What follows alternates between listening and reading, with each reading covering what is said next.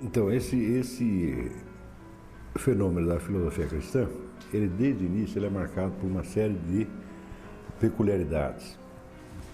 A primeira peculiaridade é que a filosofia cristã surge de dentro do cristianismo, o qual evidentemente não surge como uma doutrina, mas surge como um acontecimento.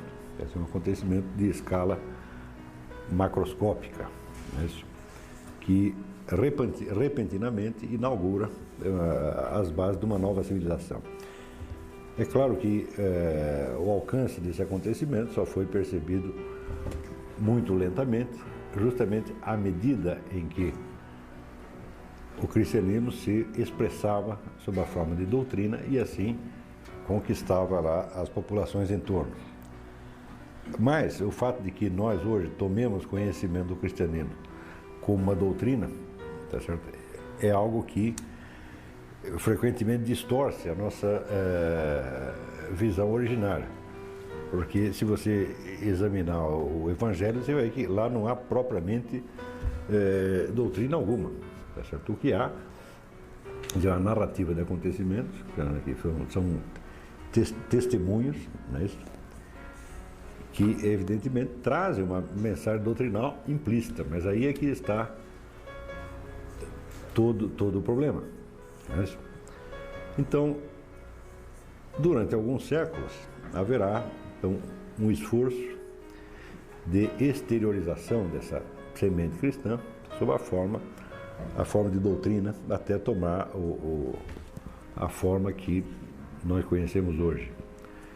Para você ver como uma coisa pode estar distante da outra, não custa lembrar que, por exemplo, a primeira teologia moral sistemática aparece no século XVIII.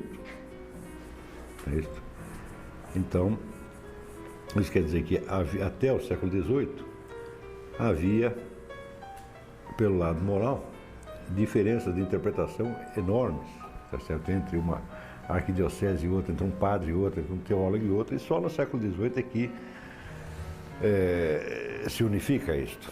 E isto é para você fazer uma ideia de até que ponto o cristianismo não é uma doutrina, e muito menos uma doutrina filosófica.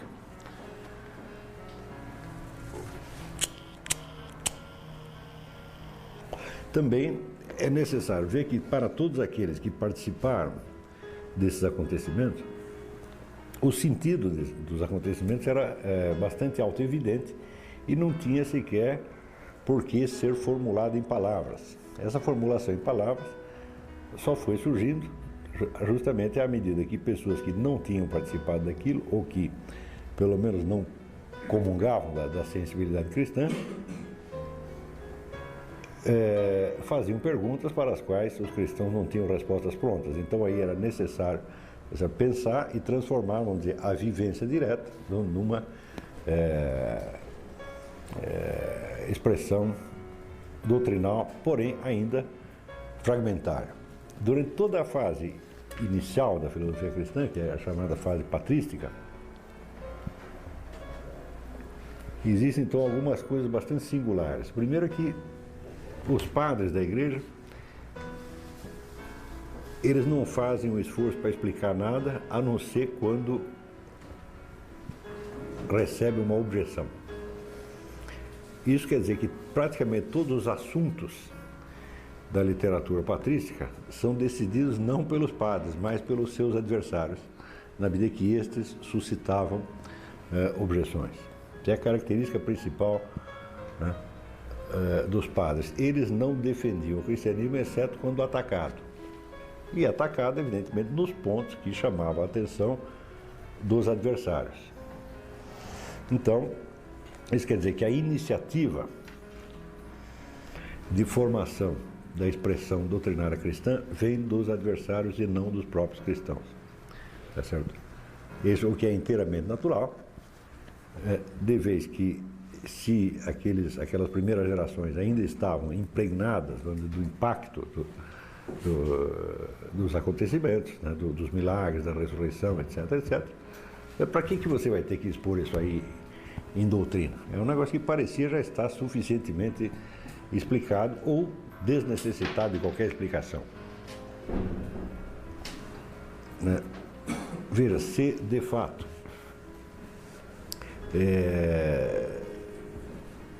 Deus se manifesta na Terra sob forma humana, aparece como ser humano, se encarna num ser humano, tá certo? Vive uma vida de ser humano, morre, ressuscita, fala com os discípulos depois de morto e sobe ao céu. Se tudo isso aconteceu, então, evidentemente, este é o acontecimento central da história, tá certo?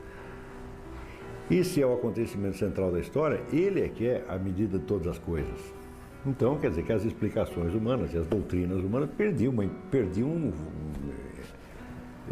muita importância. Quer dizer, você não ia conseguir achar uma explicação melhor do que aquela que os fatos mesmos já estavam lhe mostrando. Nós nunca podemos esquecer que as primeiras gerações de cristãos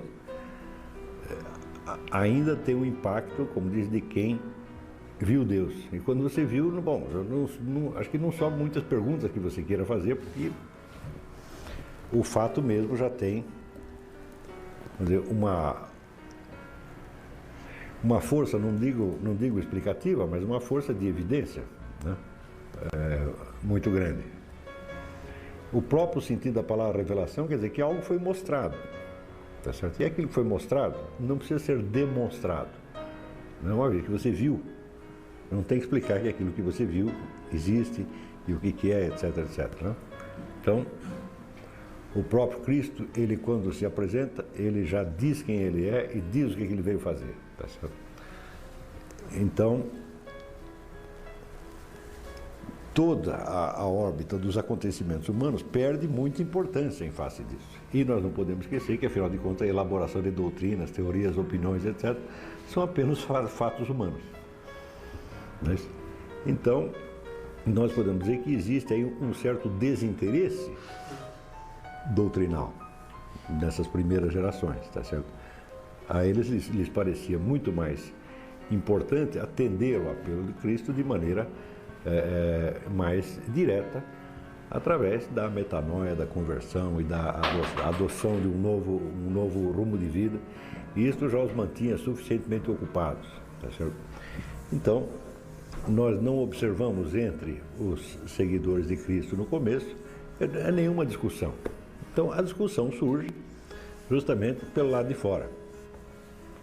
Então, são, vamos dizer, os adversários, os descrentes, os adeptos da religião antiga ou os adeptos do judaísmo, que colocam objeções, então, obrigam aqueles primeiros padres a refletir, pensar, coisa que eles por si não teriam realmente por que fazer.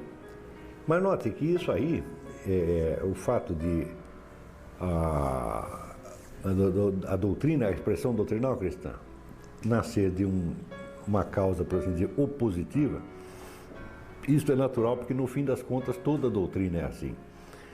A mente humana sempre funciona, dizer, dialeticamente, funciona por oposições. Isso é como aquele negócio do Santo Agostinho, que perguntava o que é o tempo, ele diz, quando não pergunto eu sei, quando pergunto eu não sei mais. Então, quer dizer, pode haver um certo tipo de, vamos dizer, saber espontâneo que está impregnado em você, pelo simples fato de você estar vivo e de você ter presenciado certos acontecimentos, mas cujo sentido doutrinal você não seria capaz de expressar em sentenças, em afirmações. Não é isso? E a necessidade de fazê-lo só surge em função de um estímulo externo. E, em razão disso, também acontece que é uma outra peculiaridade, que à medida que a cultura toda se cristianiza, quer dizer, todo mundo vai se convertendo ao cristianismo, essa cultura cristã é a primeira na história humana que não cria os seus próprios instrumentos de expressão escrita. Dito de outro modo, não cria os seus próprios gêneros literários. Se você observar o conjunto da literatura patrística, você vê que todos os gêneros literários que eles praticavam eram greco-romanos ou judaicos, eram os gêneros literários antigos, tá certo? Nós podemos classificá-los basicamente em três tipos. Primeiro, aquelas obras que teriam, vamos dizer, um sentido doutrinal ou científico, tá certo? Então, aquelas que estão tratando realmente de ideias e doutrinas. Destas, uma parte é, vamos dizer, da apologética, seria a defesa da literatura cristã, defesa e elogio da religião cristã. Uma outra parte é constituída de discussões polêmicas, quer dizer, respostas a objeções. E uma terceira parte é constituída de pequenos tratados sobre pontos muito determinados. Somando tudo isso, não forma um edifício doutrinal de maneira alguma, não forma nada, é um caleidoscópio. Tá certo? Um segundo tipo são obras de tipo histórico, então são relatos, são diários, são confissões, são cartas, etc, etc. E a terceira, a literatura propriamente litúrgica, a liturgia, hinos da igreja, prece, etc, etc. Tudo isso são gêneros que já existiam antigamente e que os cristãos se limitam a continuar, né, praticando com o conteúdo cristão, mas com a estrutura e com as formas herdadas da tradição anterior. Basta este fato para você ver que as necessidades expressivas desses primeiros cristãos não eram tão fortes. Quer dizer, se tudo aquilo que você tem a dizer pode continuar a ser dito, embora seja totalmente novo, não? Embora no que diz respeito ao conteúdo ele não caiba de maneira alguma nos moldes do pensamento greco-romano, se apesar disso você continua escrevendo nos mesmos moldes literários, é claro que esses moldes são deficientes em relação ao conteúdo que você está tentando exprimir. Porque você tem um conteúdo totalmente novo, é fatal que você tente algum arranjo formal, crie um novo gênero literário, uma coisa assim, para poder expressar aquilo. Eles não fizeram nada disso. Então, isto mostra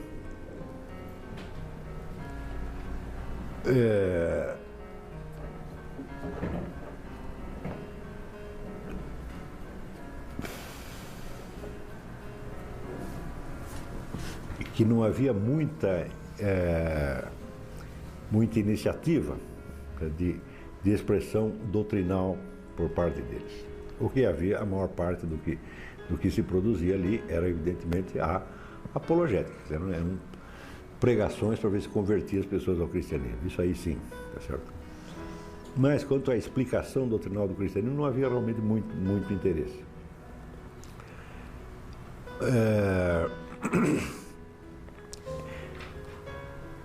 E o que vai criar os primeiros esforços de organização doutrinal é exatamente a lenta acumulação, né, deste material patrístico. Quer dizer, daqui a pouco começa a empilhar, são milhares de cartas, milhares de pequenos tratados, milhares de sermões, etc, etc, e chega uma hora que o sujeito vê que existe já uma imensa literatura cristã, e a constatação da existência dessa literatura já sugere, né, a necessidade de encontrar alguma unidade por trás dela.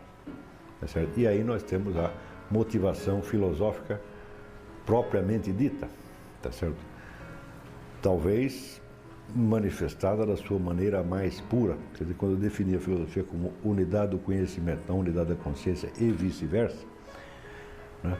Em raras ocasiões você observa isso assim com tanta clareza quanto nessa transição da fase patrística para a fase escolástica, tá certo? Porque justamente o acúmulo, né, da massa de escritos e da massa de opiniões em circulação é que sugere a algumas mentes cristãs a necessidade de unificar, de encontrar uma coerência por trás de tudo aquilo, e sendo que essa motivação não era apenas de ordem intelectual, porque isso refletiria imediatamente na condução da própria vida cristã daqueles indivíduos, tá certo?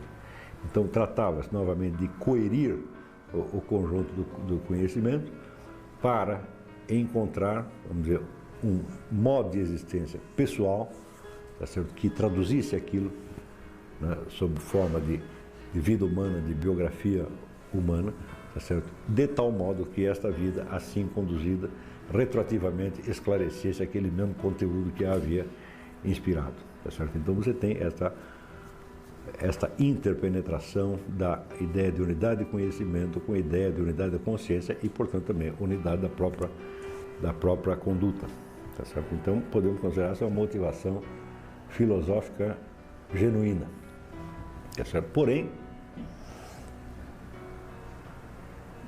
este esforço de sistematização também não pode começar assim, sem mais nem menos, mas ele terá que percorrer uma série de etapas, né? Porque o problema que se colocava era exatamente de uma multiplicidade de documentos escritos, tá certo?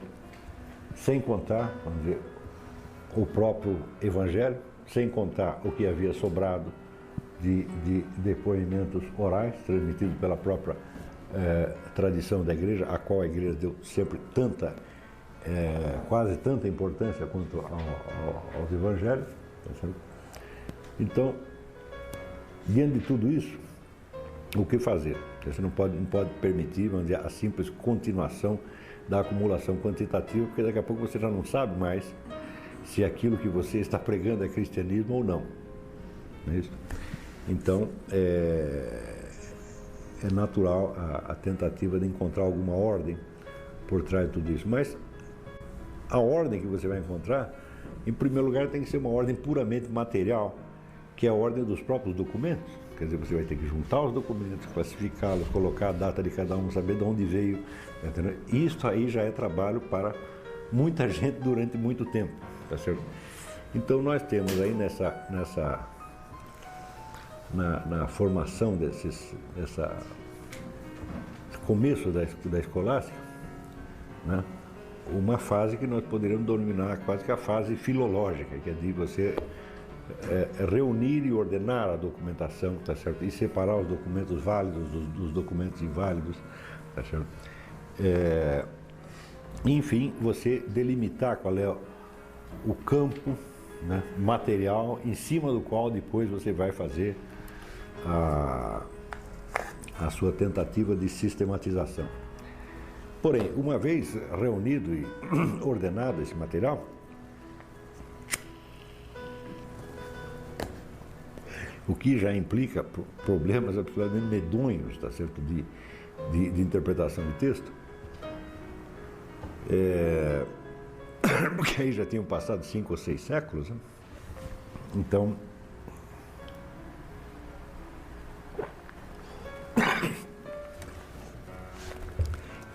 em seguida começa uma outra fase que é da comparação dos documentos entre si, tá certo? Para ver se você consegue tirar de 2 documentos uma mesma afirmação, vamos dizer, um mesmo juízo formal, às vezes com diferença de modalidade de expressão, etc. Então, essa segunda fase é chamada, não por mim, mas pelo historiador da Igreja, é chamada fase concordística, quer dizer, você vai tentar fazer a concordância entre todos os documentos, tá certo? E aquilo que for absolutamente discorde de tudo, então você tira fora e diz, bom, então isso aqui não vale, isso aqui foi uma opinião pessoal que foi emitida, é um depoimento duvidoso, etc, etc. Então, já não se trata mais só de cotejar documentos, mas de extrair de dentro deles afirmações formais que podem não estar neles, assim, literalmente, né? Traduzi-los, tá certo? Em juízos formais de tipo doutrinal, tá certo? Que possam ser, então, comparados no seu conteúdo lógico. Isso quer dizer que se você tem, por exemplo, vamos supor que você tenha, de um lado aqui você tem um discurso apologético, e do outro lado lá você tem uma carta, uma narrativa pessoal. É evidente que elas não estão falando, não estão discursando no mesmo plano, tá certo? Então não tem jeito de você fazer a comparação direta, você vai precisar puxar dos dois vamos dizer, afirmações que pertençam, vamos dizer, à mesma clave, por assim dizer, para daí você comparar o conteúdo e ver se bate ou não. E isso tem que ser feito com documentos e mais documentos e mais documentos, né? Então, à medida que este problema vai aparecendo, e note bem, esse problema não foram os padres que buscaram, eles simplesmente encontraram o problema. Assim como, vamos dizer, as objeções e a resistência do público também não foram eles que buscaram, simplesmente encontraram, tá certo? E foram fornecendo explicações à medida que as pessoas solicitavam. Ora, é absolutamente impossível que públicos absolutamente desencontrados e diferentes entre si colocassem perguntas na ordem, tá certo? De modo que você simplesmente colecionando as respostas, você tivesse um sistema. Não é assim. Quer dizer, os planos de abordagem são desencontrados, os níveis de interesse também não batem, entendeu? Então, a literatura patrística é um monte de gente falando de um monte de assuntos para um monte de gente, tá certo? No entanto, tudo isso tem que ter uma unidade no fundo, por quê? Porque tudo isso é o cristianismo, tá certo? Então, a unidade aí já se encontra somente no fundo, na superfície não tem nenhuma, tá certo? Então, o que nós chamamos de filosofia escolástica nasce deste problema. Entendeu? Que ela é uma espécie de resíduo, efeito colateral, tá certo? Do esforço de reunião, interpretação e concordância dos vários documentos. Como isso, evidentemente, requer um monte de técnicas, né? Não só literárias, mas também técnicas lógicas, então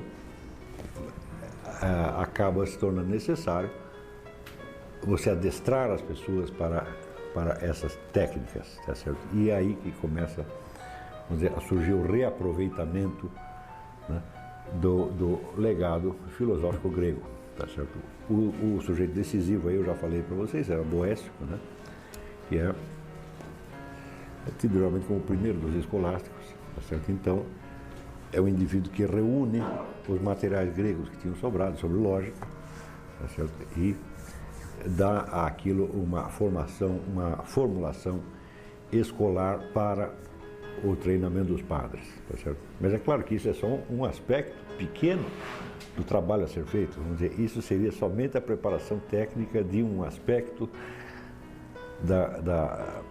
da educação necessária para que depois os camaradas fizessem todo este serviço, tá certo?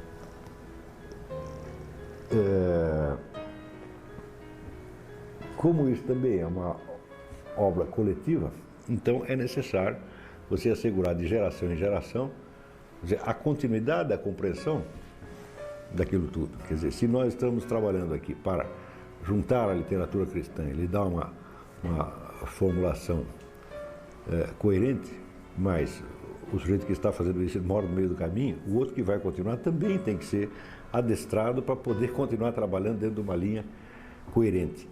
A civilização do Ocidente nasce disso. Então, praticamente todas as nossas habilidades de leitura, tá certo? A nossa consciência de temporalidade histórica, a nossa consciência da importância dos documentos, tudo nasce disso, tá certo? E não é necessário dizer que, passado muito tempo, às vezes basta um pequeno afastamento do cristianismo para que tudo isso se perca também junto. Tá certo? Então, mas quando passar dessa fase filológica e passar da fase concordística, então, quando se pode finalmente chegar a um ponto em que a doutrina cristã pode começar a ser expressa sistematicamente, tá certo? Então aí surgem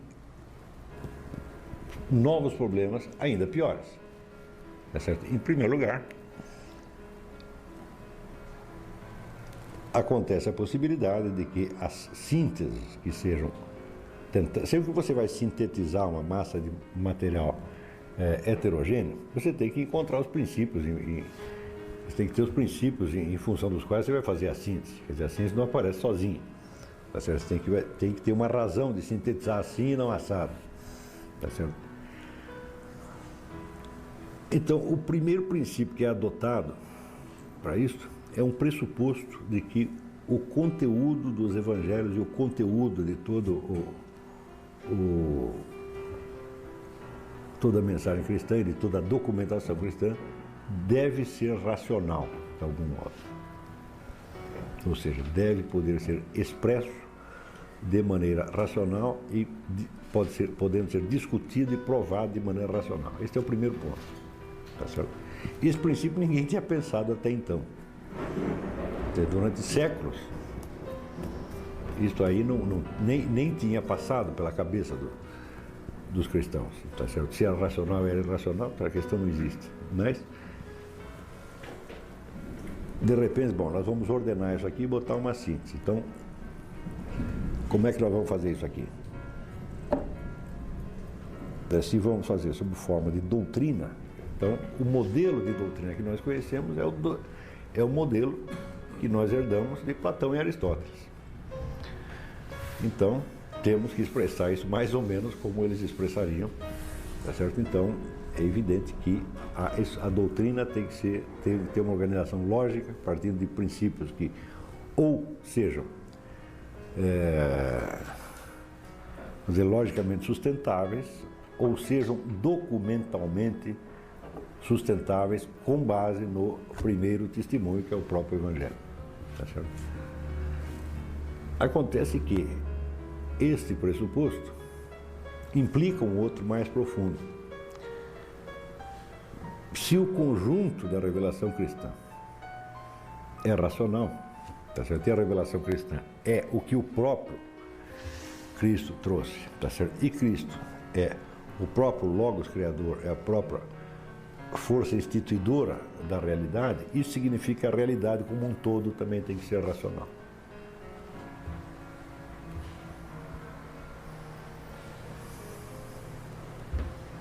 Deu para entender? Então veja como é que um simples trabalho de você pegar a papelada e botar em ordem acaba te levando, vamos dizer, a assumir, né, princípios filosóficos. Mas, bom, uma vez assumido esse princípio, isso não quer dizer que você vai conseguir, né, aplicá-lo facilmente a toda aquela massa de afirmações, e nem que esta racionalidade hipotética do conjunto real e a racionalidade hipotética do conjunto da revelação cristã vá se mostrar a você na primeira. Tá certo? Porque quando você fala de ordem racional, então essa ordem é uma ordem, como eu digo, vai das premissas para as consequências. E cadê as premissas? Então era necessário, em primeiro lugar, explicitar essas premissas tal como estavam no Evangelho, tá certo? Agora, leia o Evangelho e veja se é fácil você tirar alguma premissa doutrinal dali, né? Quais são os primeiros princípios mais gerais e quais são os princípios derivados. Veja o esforço monstro de passagem de um discurso mitopoético para um discurso lógico e estruturado. Então tem que passar por todas as fases, retórica e dialética no meio. Tá certo? Nunca houve um esforço tão grande nesse sentido. Tá certo? E, por isso mesmo, isto aqui é a espinha dorsal da civilização. E não só da civilização ocidental, porque no mundo islâmico você terá exatamente o mesmo problema logo depois. A partir do negócio o mundo islâmico não fará senão imitar este mesmo procedimento. Vamos dizer, com algumas diferenças específicas. Uma providência que eles tomaram, que talvez tenha sido sábia, é resguardar os aspectos não racionalizáveis da doutrina. Isto é, entre os vários elementos que compõem a doutrina, tanto cristã quanto islâmica, tá certo? Existe, em primeiro lugar, vamos dizer, a revelação, e segundo a tradição, aquilo que foi sendo transmitido, e existe a continuidade da revelação. Isso é, Deus pode dizer mais alguma coisa que ele não disse antes. Não é isso? Então, no mundo cristão, o esforço de unificação é total.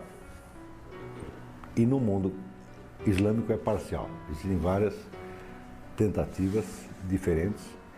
Existem escolas teológicas diferentes que, embora divergindo, são admitidas como igualmente ortodoxas, tá certo? E ainda existe a possibilidade das revelações pessoais feitas, vamos dizer, a santos e místicos, os quais não têm a obrigação de dar conta do conteúdo doutrinal daquilo.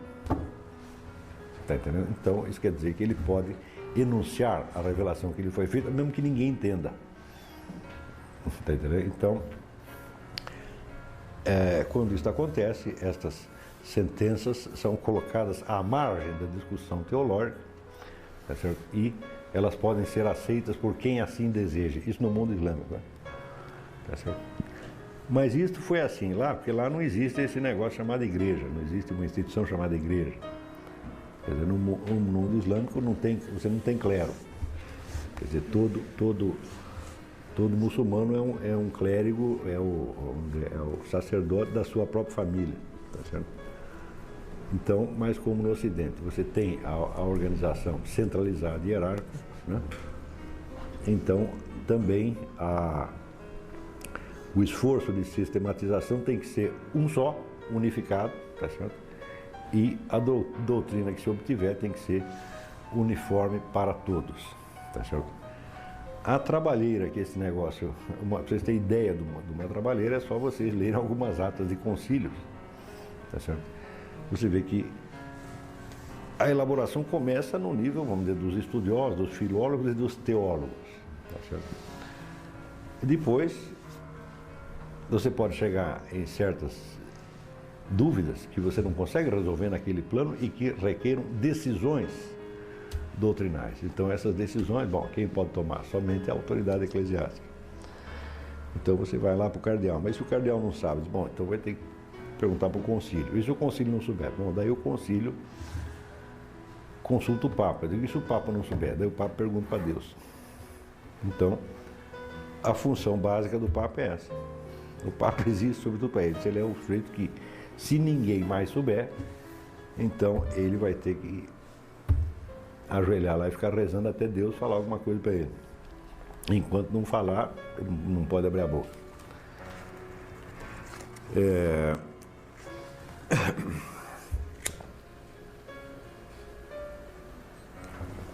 Mas mesmo sem chegar até essa última instância, tá certo, em que é necessário o Papa consultar o próprio Deus, antes disso já houve muito trabalho a ser feito.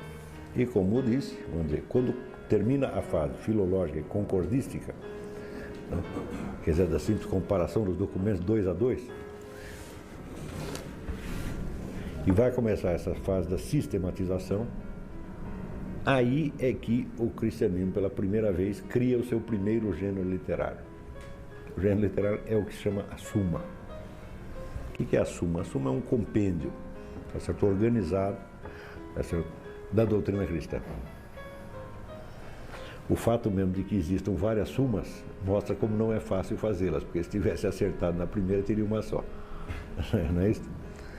Então,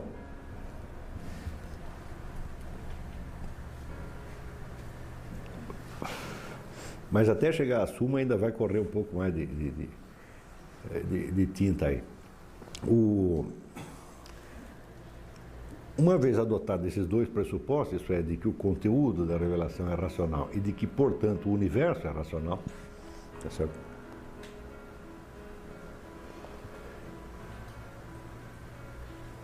No momento de você encontrar quais são os princípios que organizam, que estruturam racionalmente a realidade, você vai ter que puxar esses princípios de dentro do próprio Evangelho. E o fato é que existem inúmeras maneiras de fazer isso, tá certo? Então, aí começam a surgir problemas. Um problema é que o sujeito tenta uma síntese, mas esta síntese deixa de fora coisas importantes, que uma vez levada em consideração, derrubam a síntese. Quer dizer, você faz uma armação lógica toda arrumadinha, tá certo? Ele diz, olha, está aqui a estrutura da doutrina cristã. E daí aparece um sujeito e diz, olha, mas tem uma frase lá no Evangelho que você esqueceu e que desmente isso aí. Então daí tem que começar tudo de novo. A segunda possibilidade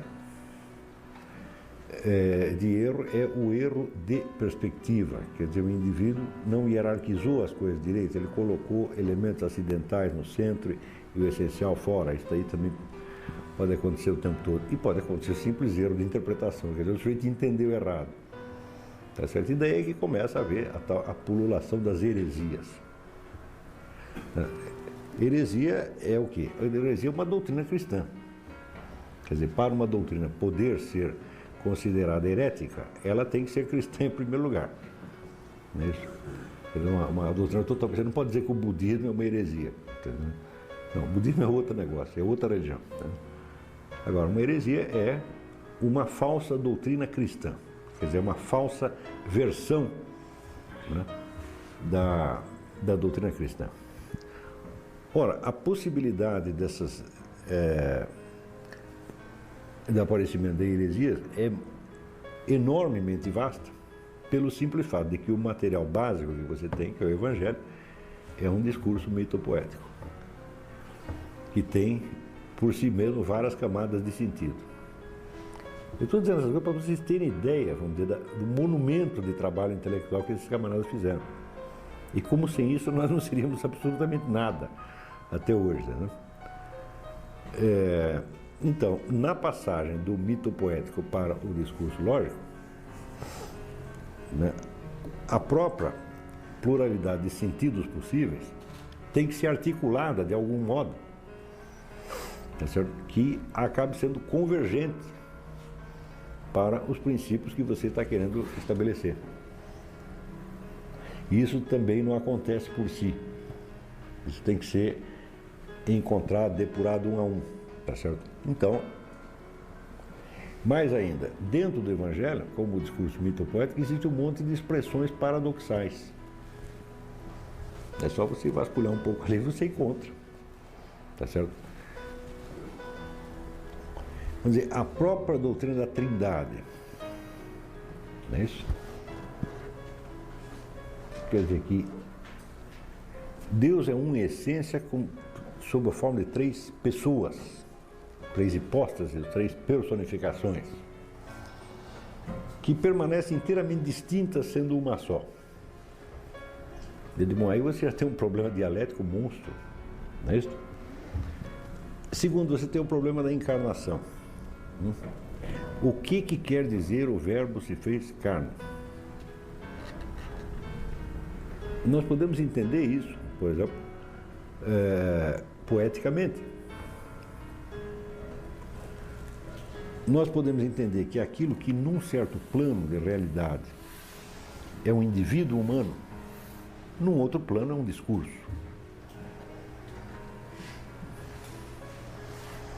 Quer dizer, se houvesse, vamos dizer, em cima desse nível de vida que nós ocupamos, que é o nível humano, tá certo? Existisse um outro plano constituído inteiramente de discurso, não é isso? Então, Jesus equivaleria a um determinado discurso. Não é isso? Como, vamos dizer, como digamos, numa peça de teatro, cada um de nós ao mesmo tempo sou eu, mas naquele outro plano eu sou o personagem que estou representando. Então você poderia distinguir esses dois planos, tá certo? Mas se há uma diversidade de planos, então se coloca o problema da hierarquia da realidade. Porque se existe um plano espiritual que é causa e fundamento deste aqui, do mundo sensível, tá certo?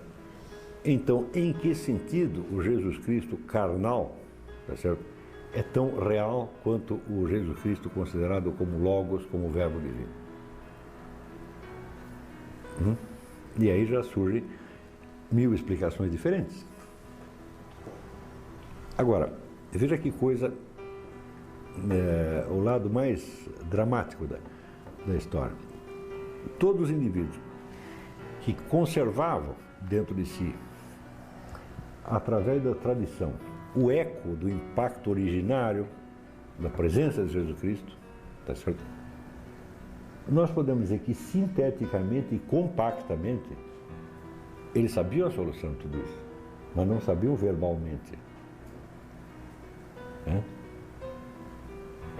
Então, nesse momento, estes indivíduos são o único guia possível, tá certo? Então quer dizer que a interpretação correta é dada por uma espécie de afinação entre a alma do indivíduo e a inspiração originária do cristianismo. Sem isso não adianta ele ter todas as técnicas possíveis, porque ele vai se confundir com as técnicas, no meio das técnicas. Está entendendo? Então, é justamente aí que as figuras desses grandes intérpretes da religião cristã, como São Tomás de Aquino, aparecem como figuras providenciais. Entendeu? Por quê? Porque você tem de um lado a revelação, que é o elemento, por assim dizer, fático, é o fato, é o dado, tá certo? Por outro lado, você tem o elemento sistematização, que é a parte racional e humana do negócio, tá certo? Esta aqui tem que ser um eco daquela. Mas acontece que aquela não se traduz em sistematização por si mesma, é você mesmo que tem que fazer. Não é Deus que vai fazer isso para você. Entendeu? Então, você está fazendo ao mesmo tempo o máximo de esforço racional construtivo e você ao mesmo tempo tem que estar, vamos dizer, ligado à fé originária. Não pode haver maior tensão do espírito do que esta. Não é isso? Porque vamos supor que o indivíduo, num certo momento, ele se concentra, reza, lê a Bíblia, reza, e ele tem a resposta de Deus, naquele momento. Tá certo? Bom, ele tem para ele. Não é isso? Ele tem para ele, e não sob forma de doutrina, e sim sob forma de resposta fática, resposta real. Tá certo? Então, nós podemos dizer, esse indivíduo, ele conhece Deus, mas ele não conhece Deus doutrinalmente. O lado doutrinal é ele que vai fazer. E para, talvez, esse trabalho doutrinal, o esforço é exatamente o contrário do esforço contemplativo do homem que está rezando. É um esforço construtivo, um esforço arquitetônico, e também um esforço analítico. Está entendendo? Então, na tensão entre, vamos dizer, a fé e a inspiração originária e o esforço racional construtivo, ali é que surge, vamos dizer, justamente todo o drama das heresias, quer dizer, das interpretações parciais, dos erros, dos desvios, etc, etc. E nós precisamos entender que esse negócio, quando um sujeito cometia um erro desses, tá certo? Você não pode esquecer que os que cometiam erros eram participantes do mesmo esforço. Não era ninguém que estava a fim de sacanear, não. Tá? Quer dizer, havia um esforço coletivo de sistematização e expressão da religião cristã. Lá pelas tantas, um dos pedreiros começou a construir uma parte do edifício que não combina com o resto. Tá certo? O que nós vamos fazer? Às vezes não pode jogar fora o que o sujeito fez, por quê? Porque às vezes o erro dele contém dentro de si objeções que podem ser preciosas para esclarecer aqui o conjunto. Então você não pode jogar fora, mas também não pode deixar como está. Então isso quer dizer que com cada novo heresiarca que aparecia, as discussões podiam se prolongar por anos e anos e anos e anos e anos. Então, hoje nós temos a ideia de que se aparecer um sujeito heresiarca, você metia o cara na fogueira. Bom, se tivesse sido assim, teria sido fácil, mas a doutrina cristã não existiria. Não é isso? Então, quando se chega a constituir o Tribunal da Inquisição, que acho que foi 1214, 1218, uma coisa assim, quer dizer, já era uma fase muitíssimo avançada, século XIII, não é isso? O século XIII já é a culminação da escolástica, isso já tem São Tomás de Aquino e Duns Scotus, etc. Tá certo? A função básica do Tribunal da Inquisição é examinar o material cristão, examinar tudo aquilo que está sendo distribuído como doutrina cristã e ver se é. Mas acontece que às vezes você também não sabe se é. Tá entendendo? Ou você percebe que tem algo errado, mas você não sabe o que. Não é isso? Porque, note bem, a interpretação do Evangelho Tá certo? É a transposição do mito poético para o analítico, pô. Então é sempre um problema difícil. Não é isso? Exigindo, então, tem vários níveis de interpretação, tá certo? Esses vários níveis têm que ser articulados de muitas maneiras e por muitos lados diferentes, tá certo?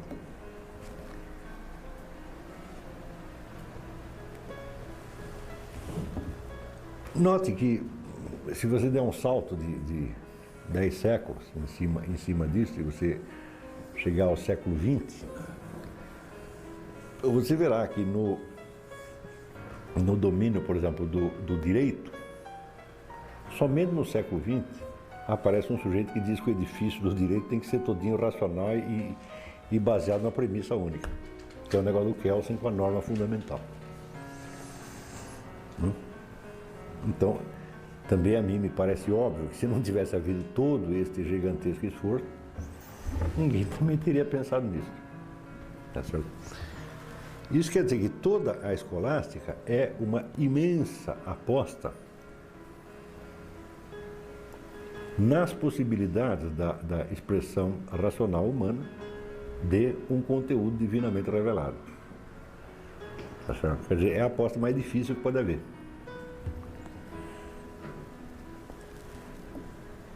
Também você tem que levar em conta que este edifício da doutrina cristã, ele ainda não está pronto. Ele continua. De concílio em concílio esse negócio ainda continua, as discussões teológicas ainda continuam. E vai continuar até o fim dos tempos. Pelo próprio, vamos dizer, caráter infinito, tá certo? Da revelação originária. Quer dizer, aquilo tem possibilidades, tá certo? Que você não entende e que só entende quando elas se revelam na história, quando elas aparecem de algum modo. Não é isso? Então, o fato de dizermos que a revelação cristã veio numa forma mitopoética não quer dizer que ela seja mito no sentido do conceito oposto à história. Tá certo? Porque normalmente o pessoal faz muita distinção de mito e história. Tá certo? Mas acontece que uma coisa é um mito que foi inventado, uma história que foi inventada, outra coisa é um mito que aconteceu. A vida, paixão e morte do nosso Senhor Jesus Cristo aconteceu, tá certo? Então, é um conjunto de fatos históricos, tá certo? Com sentido mítico.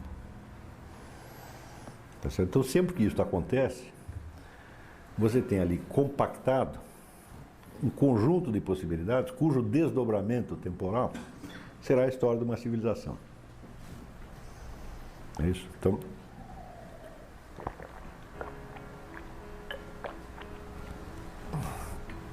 mas é assim como o ciclo judaico, né, começa com o Gênesis, tá certo? E vai terminar na Jerusalém Celeste, o ciclo cristão começa com o nascimento de Jesus Cristo e vai terminar no juízo final. Isso também quer dizer que tinha aí um outro elemento que só aos poucos foi sendo expresso, que é o fato de que esta revelação trazia dentro de si um modelo do desenvolvimento temporal futuro. Não é isso? Em direção, vamos dizer, ao juízo final. Então continha algo, vamos chamar de filosofia da história.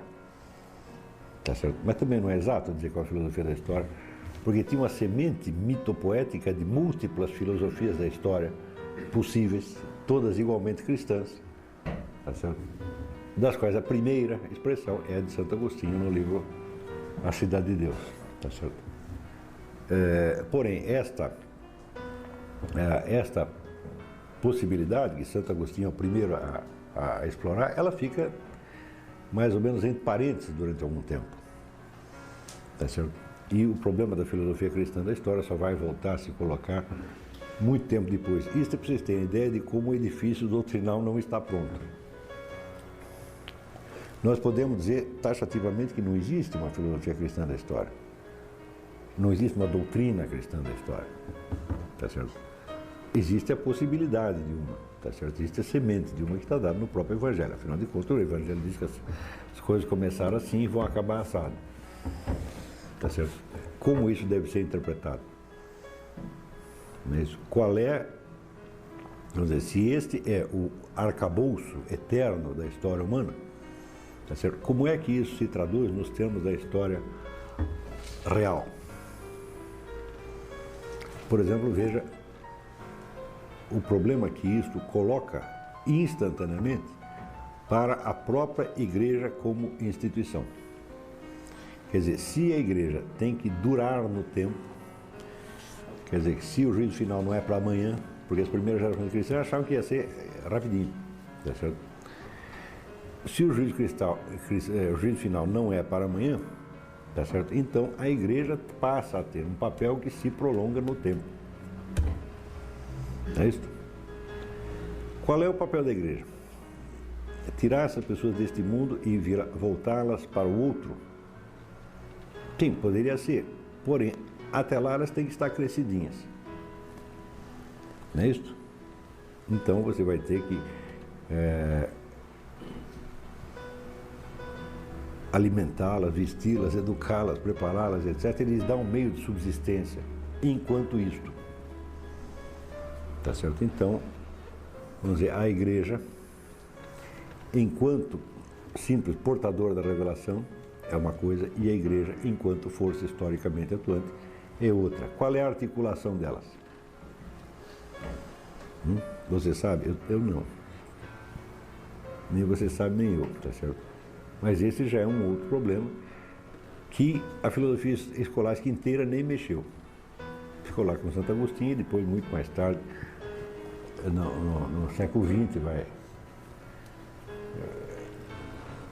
vai reaparecer, tá certo? Então, é neste momento que pode, vamos dizer, a partir de elementos bíblicos, tá certo, surgir uma interpretação herética.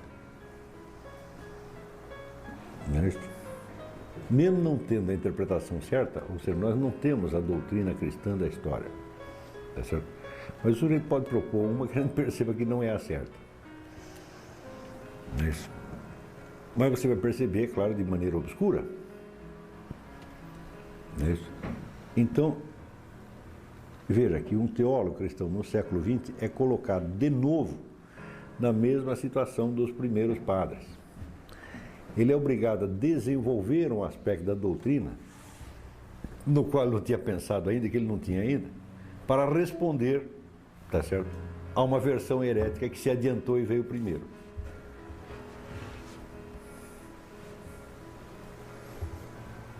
Está entendendo? Então, sempre que é assim, você está, vamos dizer, trabalhando num domínio em que o lado adversário é que tem a iniciativa, você começa por raciocinar e por tentar responder a ele na clave dele. E essa clave é evidentemente inadequada àquilo que você mesmo quer dizer. Então, até você achar a modalidade de expressão, tá certo? E de articulação correta para aquilo, passa-se algum tempo, tá certo? É fácil você perceber que hoje, por exemplo, a teologia da libertação, ela tem muito mais iniciativa, tá certo, do que a resposta à teologia da libertação. Não existe nenhuma teologia organizada, tá certo, da história que responda à teologia da libertação. Tentando responder a ela, você vai responder nos termos dela, você vai responder aos pontos que ela levantou, do jeito que ela levantou, no nível que ela levantou. Tudo isso está inadequado, você está trabalhando ainda com os instrumentos do adversário, até você encontrar os seus próprios, é um problema, tá certo? Então, veja como seria importante hoje o problema de uma teologia cristã da história, tá certo?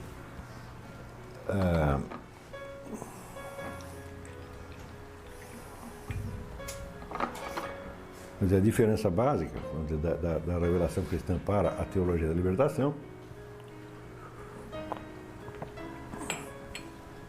e também vamos dizer, da filosofia da história de Santo Agostinho para a teologia da libertação, é que na primeira, na teologia cristã, o fim da história não faz parte da história. O fim da história é a eternidade. Isso quer dizer que você não pode dizer que o juízo final seja um acontecimento dentro da história. Ao contrário, ele abarca toda a história. Não é isso? Quer dizer, o juízo final é um momento em que todos os momentos anteriores estão contidos, porque todos serão julgados ali dentro. Não é preciso ser muito esperto para ver que isso não pode ser um acontecimento dentro da história. Essa é a mesma coisa que diz, olha, o julgamento do crime não faz parte do crime. Não é isso? Então, ao passo que para a teologia da libertação, a culminação dos tempos é dentro da história, que é exatamente aquele negócio caracteristicamente revolucionário gnóstico, de que a história vai parar, a história vai chegar num certo patamar, né, de perfeição, e dali para dentro o que vai acontecer é outro negócio especificamente diferente, que já não será mais a história. Como Karl Marx diz da chamada, nós passaremos a pré-história para a verdadeira história. Você pode chamar do fim da história ou o começo da história, tá certo? Pode ser o fim ou o começo, agora a história é que não será. Então haverá dentro do tempo uma espécie de parada do tempo, no qual uma certa sociedade temporalmente existente será como uma espécie de Jerusalém celeste, né, plantada, né, estaticamente na sua perfeição por não se sabe quanto tempo, tá certo? Então, o simples fato de a ideia da eternidade ser rebatida para dentro de um certo tempo determinado, por isso você já vê, pô, mas esse negócio aí não pode ser cristão. Não é isso, porque Jesus Cristo não disse que a história é terminar dentro da história. Ele falou que é terminar tudo. Quer dizer, é todo o orbe da manifestação e da existência, tá certo, que será absorvido, tá certo, nesse momento eterno do juízo final. Em termos cristãos, se você perguntar quando é o juízo final, bom, o juízo final foi ontem, é hoje e será amanhã. O juízo final está sendo, de certo modo, nesse momento mesmo, tá certo? Então, o juízo final é permanente. Apenas dentro da nossa escala, quer dizer, nós podemos ver, a nossa vida temporal está como se fosse, vamos dizer, um certo raio, né, que partindo do círculo vai rebater na superfície da esfera, comparado a todos os outros raios que estão fazendo a mesma coisa naquele momento. Quer dizer, visto do ponto de vista deste único raio, né, a esfera está no fim, porque é só que você vai lá que você vai encontrar a superfície dela, mas na verdade é o raio que está dentro da esfera. Entendeu? Então é um problema de uma certa um desnível, né, entre uma percepção fundada no tempo, na temporalidade humana, e uma outra fundada na eternidade. Vamos dizer que a temporalidade humana pode ser compreendida desde a eternidade, mas o contrário não pode. Se você tentar compreender a eternidade dentro da temporalidade humana, o que você fará? Você inventará uma pseudo-eternidade que será, né, a suposta forma final da sociedade, na qual, né, tudo será eternamente belo, como é em Cuba, por exemplo. É claro que é uma ideia de uma estupidez monumental, né? Mas as ideias mais estúpidas, quando expostas com uma certa complexidade,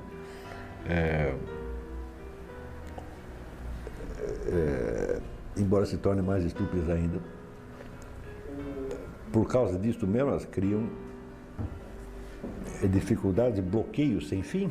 Isso quer dizer que, mesmo o teólogo cristão, sabendo que isso é falso, eu digo, bom, agora, como é que você vai responder a este negócio? Entendeu? O Spinoza ele criticava essa visão de que a eternidade é apenas uma soma de quantidade discretas de tempo. Bom, então, os caras estão confundindo a eternidade com a perenidade. Quer dizer, você pode até criar, vamos supor que você conseguisse criar uma sociedade perene, uma sociedade que nunca mais acaba, tá certo? Ela não seria eterna, ela teve um começo, num certo momento, e simplesmente vai parar por ali mesmo. Tá certo? É claro que não vai haver sociedade nenhuma assim, mas se houvesse, é isso. Agora, também pode acontecer que o sujeito pode, quer dizer, esse caráter estático da sociedade perfeita final, ele também, percebendo que isso é absurdo, ele pode atenuar a ideia. Dizer, não, haverá uma outra temporalidade, um outro nível de tempo. Então, tornou a ideia aparentemente menos absurda, tá certo? Também não é necessário dizer que nesse ínterim, então, você pega nos últimos 300 anos, então toda a compreensão desse edifício doutrinal cristão foi para as cocuias. Tá certo? As pessoas não são mais capazes de um esforço deste tamanho. Não tem mais ninguém que seja capaz disso. E, no entanto, eu digo, olha, para responder a isto, para responder à teologia falsa, ele precisa de teologia verdadeira. Né? E cadê a teologia verdadeira? Né? Eu não vejo outra maneira senão você reconquistá-la toda, quer dizer, você reconquistar os instrumentos intelectuais todos que esse pessoal tinha, tá certo? E refazer dentro de você esta trajetória, né? Que foi a da formação da escolástica. Tá certo? Mas muito bem, se os princípios nos quais a escolástica se baseava, então é a racionalidade da mensagem cristã, portanto a racionalidade do real em geral, isso não implicava de maneira alguma, tá certo? A exclusão de um elemento de mistério, um elemento de inexplicável. Só que esse inexplicável ia ser reduzido ao mínimo e somente aquilo que estivesse no Evangelho. Você não vai inventar novos mistérios. Se tem pontos ali que Deus reserva a explicação para ele, tá certo? Então, não seria nem um pouco racional você tentar explicar tudo. Quer dizer, para explicar o resto já está difícil, agora quanto mais esses pedaços, né? Por outro lado, esses dois pressupostos implicavam para os que trabalhavam nessa obra, tá certo? A adoção de uma certa técnica. E essa técnica escolástica é que justamente o que vai criar o modelo das sumas, tá certo? As sumas são sempre organizadas assim. Você tem a colocação do problema, na forma de uma pergunta, certo? Você tem as várias alternativas, as várias respostas possíveis. Você tem os argumentos pró e contra cada uma, tá certo? Você tem a solução do problema. E aí você tem a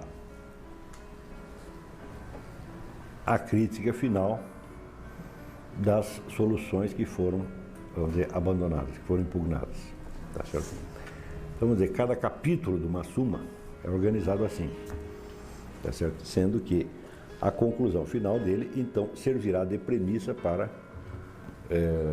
demonstrações posteriores. Tá certo? Este processo é o que é chamado de processo de clarificação, de esclarecimento, de modo que aquilo que está embutido seja desdobrado, tá certo? E exteriorizado, né? De algum modo, sempre, vamos dizer, pelo método dialético da confrontação de alternativas, tá certo? Que ou você sintetiza numa terceira, ou você corta uma delas, ou você inventa outra. E de modo que, a partir das primeiras questões, as questões seguintes iam se ramificando, tá certo? Então, por exemplo, se você pegar na Suma contra os Gentios, que é assim maravilhosamente organizado, certo? Você vai colocar um primeiro capítulo sobre os primeiros princípios, sobre Deus, a eternidade, o ser, etc, etc.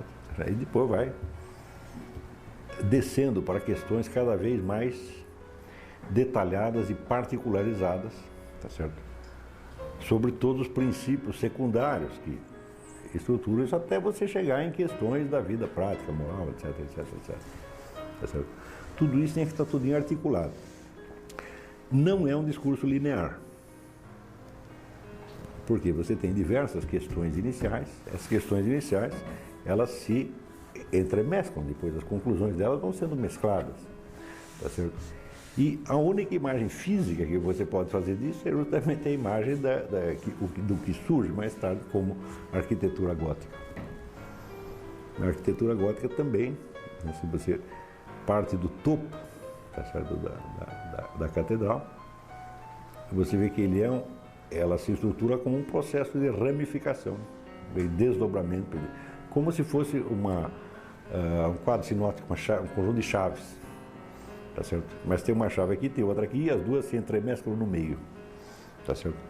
Isto terá consequências mais tarde também na imaginação musical, na concepção do espaço, nos gêneros literários, etc, etc. Tudo isto, nós ainda raciocinamos dentro desse esquema, tá certo? Tudo isso, todo esse edifício está pressuposto, tá certo?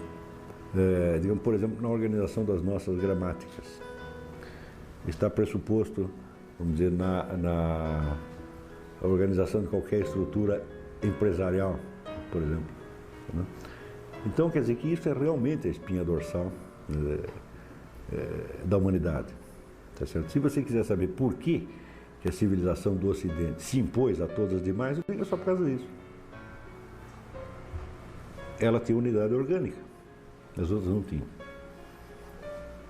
Isso quer dizer que mesmo depois da reforma, do Renascimento, etc, etc, mesmo depois de uma ampla descristianização do mundo, tá certo? Nós ainda estamos dentro dessa organicidade gótica, tá? Escolástica e gótica.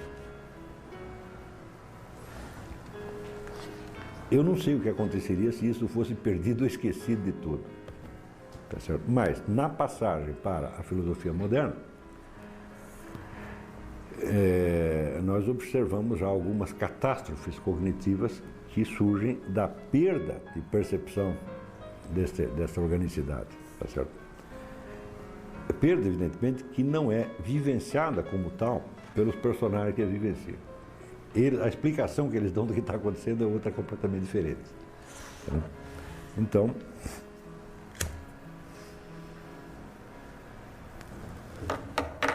ontem mesmo estava dando uma aula, e amanhã talvez a gente aborde esse mesmo assunto aqui, mas só para adiantar o expediente.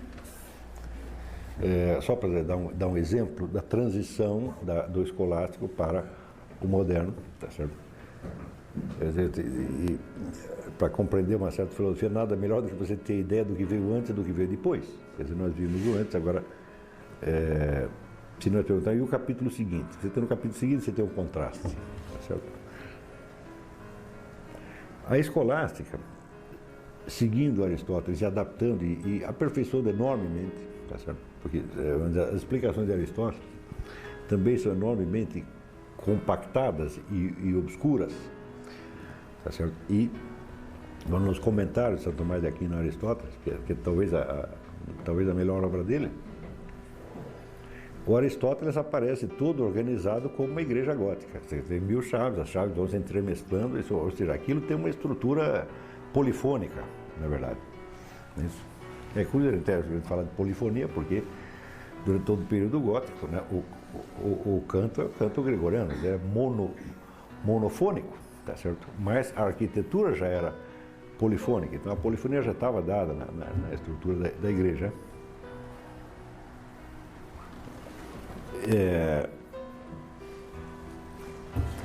Oi.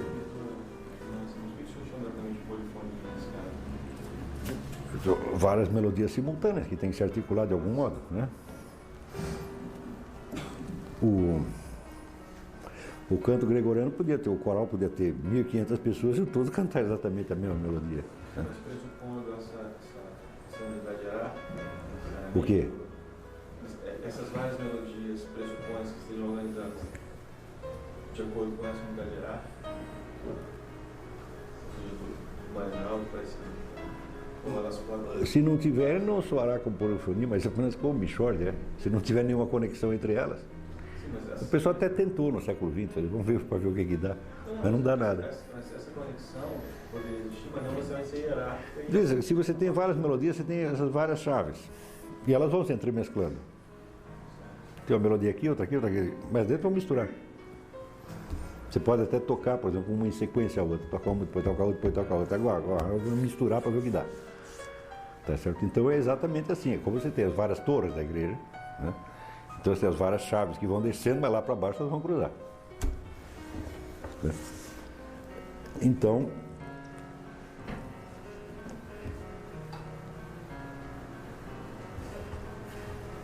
mas antes de dar esse exemplo, eu preciso mais uma explicaçãozinha. Esta unidade orgânica do pensamento cristão nessa época é obtida também graças a um fator sociológico, tá certo? Que é a organização da vida intelectual na época. Não é isso? Então,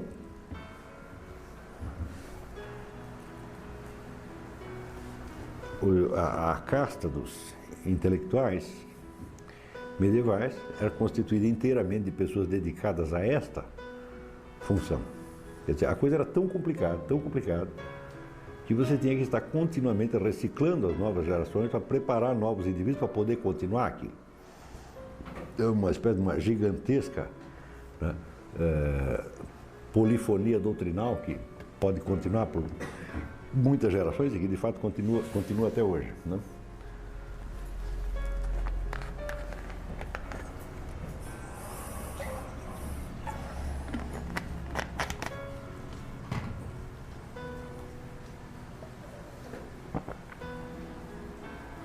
Então, aos poucos, os procedimentos para o treinamento, preparação dessa gente acabam adquirindo uma certa unidade e marcando, então, o estilo de pensamento da época por um certo estilo de vida intelectual. Né? Então, o indivíduo que se dedicar à vida intelectual tinha que ter basicamente duas habilidades, duas qualificações. Primeiro, ele tinha que ser um cristão. Tá certo? Ou seja, alguma vivência direta daquilo que se falava na doutrina cristã ele tinha que ter. Tá certo? E em segundo lugar, ele era um técnico de leitura, porque o material todo com que se trabalhava eram textos. Não é isso? Então, vamos dizer, a interpretação do texto à luz da inspiração cristã, que você recicla através da prece, da vida cristã, etc, etc. Essa é a ocupação desses caras. Eles só fazem isso o tempo todo.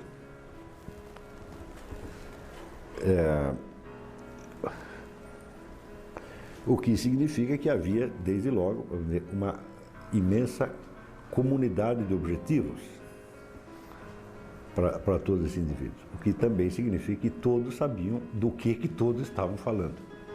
Tá certo? Isto só aconteceu nesta época. Se você pegar as elites universitárias das outras épocas, isso não acontece de maneira alguma. Isso quer dizer que se existe, por exemplo, uma discussão entre, vamos dizer, o teólogo e o heresiarca, os dois se entendem perfeitamente, tá certo? Se entendendo, então, teoricamente, é possível a prova, tá certo? Então, você vê, por exemplo, que a condenação do indivíduo por heresia somente se fazia depois de esgotadas todas as possibilidades da persuasão racional. Então, quer dizer que somente o indivíduo não se rendia à argumentação racional, aí sim diz, bom, então o cara é obstinado. Quer dizer, então não adianta conversar com ele, então o que nós temos que fazer? Temos que nos livrar dele. Pô.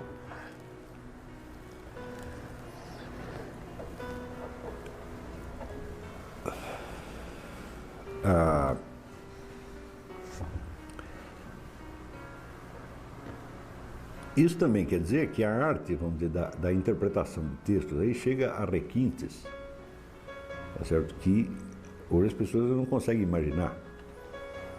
Então, a interpretação de uma única sentença do Evangelho pode se prolongar por milhares e milhares e milhares de páginas e aquilo não esgota mesmo, né? Por outro lado, tudo aquilo vai estar articulado com outra interpretação de outra frase e assim por diante.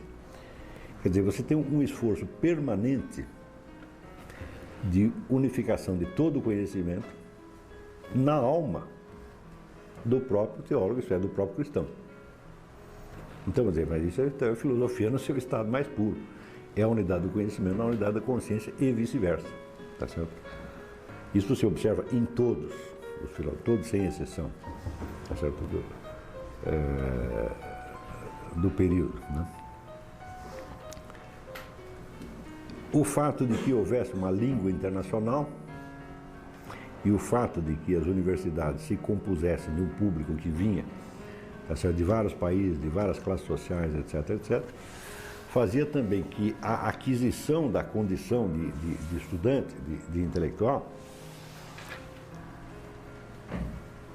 cortasse os laços do indivíduo com a sua origem social. Quer dizer, a partir da hora que ele vestiu o uniforme de estudante, ninguém mais pergunta de onde ele veio, quem é seu pai, quem é sua mãe, tá certo? Se você é nobre ou mendigo, se você é da França ou da Alemanha, tá certo? Você tinha que mostrar que você era capaz de uma convivência dentro das normas da vida estudantil e intelectual, tá certo? Quando tudo isso não se desfaz no mundo moderno, mas é abandonado por uma parte da intelectualidade em favor da vida intelectual como freelancer, tá certo? Então é evidente que a primeira coisa que acontece é que você perde a possibilidade do diálogo internacional. Não tem mais isso. Não é isso? E isso acontece justamente quando surge, vamos dizer, uma nova intelectualidade, já não universitária, mas palaciana, tá certo? Da qual fazem parte Descartes, Maquiavel, Thomas Hobbes, etc., etc. Quer dizer, eram ou aristocratas, como Descartes, ou servidores da classe aristocrática, tá certo? Como Maquiavel e Hobbes. Quer dizer, já viviam num ambiente completamente diferente. Não é isso?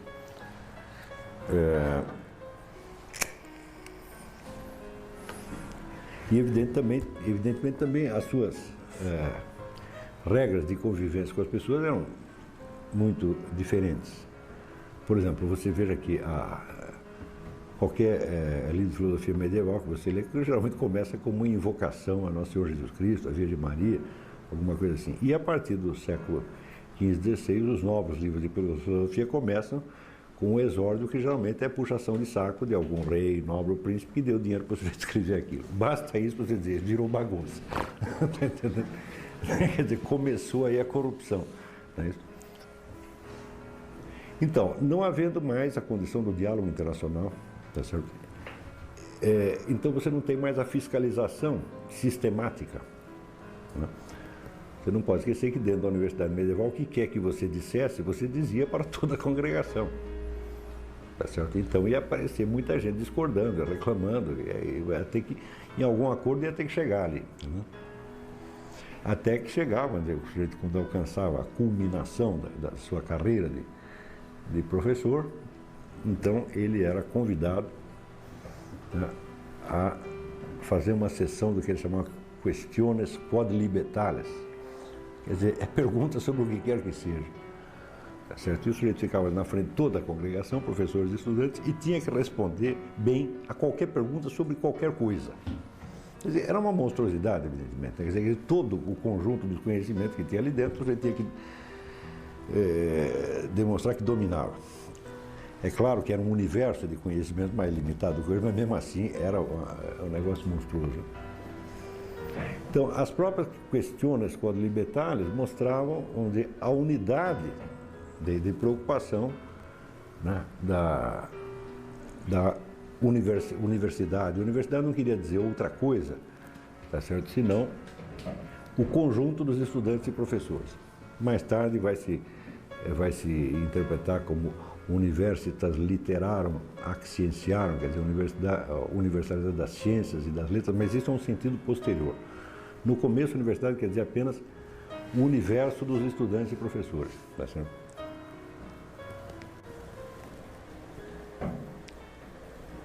Então, os novos intelectuais que surgem dentro da casta aristocrática não pertencem a este universo, e o público a que eles se dirigem geralmente é um público menos qualificado intelectualmente do que eles. Não é isso? É um público que tem mais dinheiro, mas tem menos qualificação intelectual. Tá certo? Então, o convite ao charlatanismo aí já é imediato. Quer dizer, vou escrever um monte de história da carochinha, vou enganar aí a princesa e ela me dá uma grana aí. Fica tudo por isso mesmo. Basta isso para você ver que a filosofia moderna não pode ser séria em relação a... Não pode mesmo, é impossível ser. tá certo? Mas podia pelo menos ter salvado as aparências.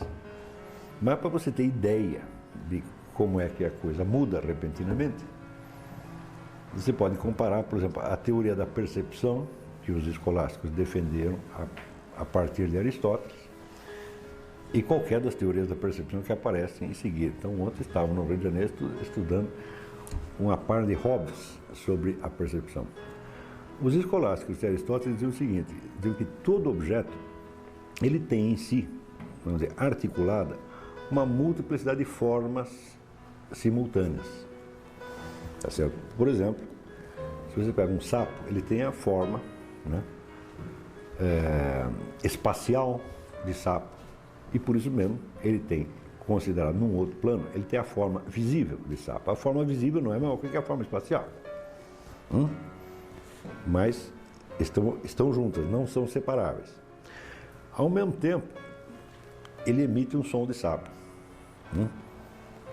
E se você o fritar com ele, vai ter gosto de sapo. Tá certo? Então, esses vários aspectos, vamos dizer, o aspecto espacial, visível, auditivo, táctil, etc., etc., tá certo? Eles são as várias formas cuja síntese inseparável compõe o objeto. Não é isso? Então, no que consiste a percepção? Consiste apenas na correta leitura dessas várias formas. Não é isso? Então, se você toca o sapo, você sente o formato espacial de sapo. Se você vê o sapo, você interpreta aquilo como sapo. Tá certo? Então, e no fim, se você tem ideia de que é um sapo, é por quê? Porque além de ter todas as formas sensíveis de sapo, ele tem a forma inteligível de sapo, senão você não inteligiria que é um sapo. Se você percebe que é um sapo, se você percebe que este bicho se enquadra num conceito assim, assim, assim, é porque a forma dele é, vamos dizer, o correspondente objetivo do que este conceito afirma. No meio de todo o processo sensitivo existe a inteligência. A inteligência que intelige a forma inteligível, tá certo? Abaixo dela você tem as várias outras capacidades que também são intelectuais a seu modo, que também são, vamos dizer, intelectivas a seu modo, tá certo? Que são capacidades de você apreender essas várias formas, tá certo? Articuladamente num mesmo objeto, sem esquecer que vem do mesmo objeto, tá certo? Então, aí você tem o desdobramento dessas faculdades nos vários sentidos. Então, a visão pega os aspectos visíveis, o tato pega os aspectos espaciais, etc., etc. Não é isso? E, ao mesmo tempo, vamos dizer, o primeiro nível da síntese é simplesmente a reunião de todos esses sentidos num objeto único.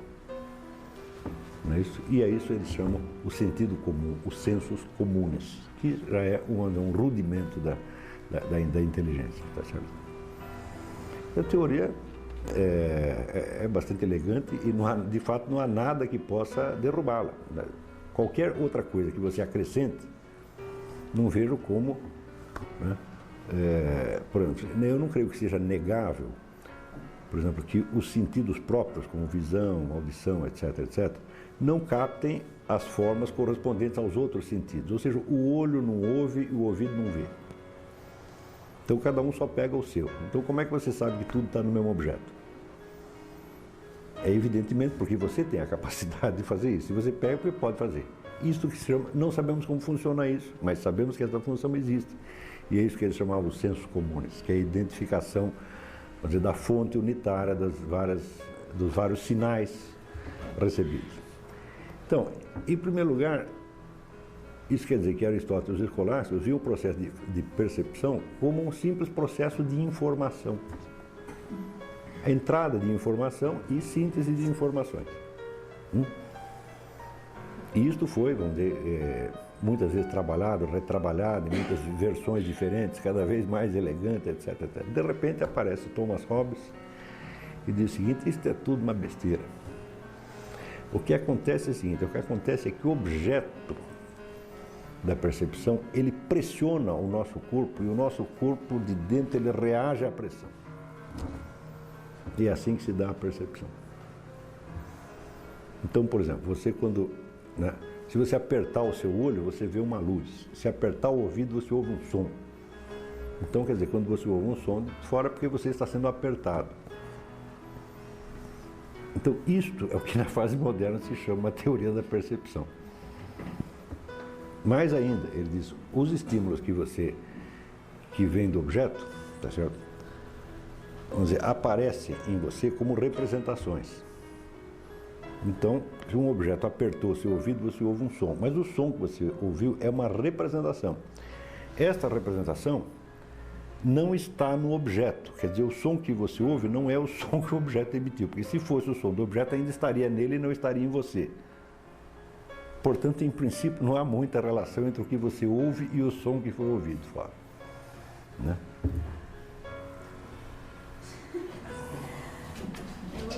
Mas não é uma coisa séria. Está entendendo? E as pessoas até hoje estudam isso como se fosse né, uma coisa digna de atenção, quando é evidentemente uma bobagem. Né? Mas uma bobagem expressa assim, com um tom de superioridade. Não, aqueles caras tinham aquela teoria da forma, chamava espécies, que é a teoria das espécies. Isso é tudo uma besteira. Na verdade, é assim, eu aperto seu olho, você vê uma luz, né? Puxa sua orelha, você ouve um som. Não é isso? E mais ainda, o som que você ouviu não foi aquele que emitiu. O som que está em você não é o mesmo que está no objeto. Porque se estivesse lá, você não teria ouvido nada.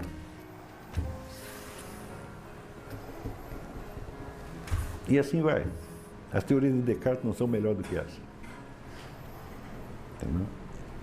Então, isso é para vocês terem ideia do que é uma catástrofe intelectual. É quando você passa, vamos dizer, de um esforço coletivo organizado durante séculos, com milhões e milhões e milhões de discussões enormemente cuidadosas, tá certo? Para, de repente, um sujeito que lá no castelo do conde e tal inventou um não sei quê. E como o conde deu dinheiro para publicar o livro, ele publicou. Eu só posso entender isso, vamos dizer, como uma promoção de uma pseudo-intelectualidade, tá certo? Promoção proposital, feita pela casta aristocrática para ver se disputava um pouco do espaço com o clero. Só posso entender isso aí. Ah, eles têm um monte de intelectuais, vamos arrumar uns também. Pega uma grana aí, tem um tal de Hobbes, dá um dinheiro para eles. E, evidentemente, sempre aparecerão pessoas talentosas e necessitadas de dinheiro, tá certo?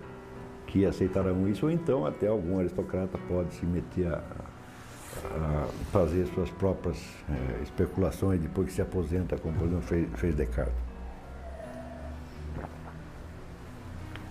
Então, tendo esse antecedente, esse consequente da escolástica, vocês têm realmente uma ideia do que foi isso e da força estruturante que isso ainda tem residualmente em todas as nossas discussões. Eles têm mais força do que qualquer outra filosofia moderna, qualquer filosofia moderna, porque nenhuma delas, vamos dizer, abarca um universo assim tão grande. Nós só podemos encontrar, vamos dizer, como um paralelo, vamos dizer, de esforço coletivo prosseguido ao longo de tanto tempo no marxismo. O marxismo tem 150 anos, mais ou menos, né, de idade, e ele é uma coletividade organizada que está falando mais ou menos das mesmas coisas. Tá certo? Então, não deixa de ser uma escolástica à sua maneira.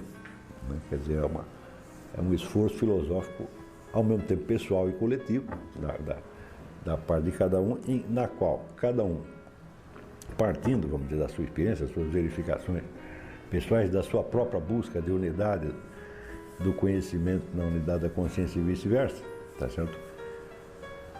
Propõe algo, tá certo? À coletividade, né, que lhe devolve com correções.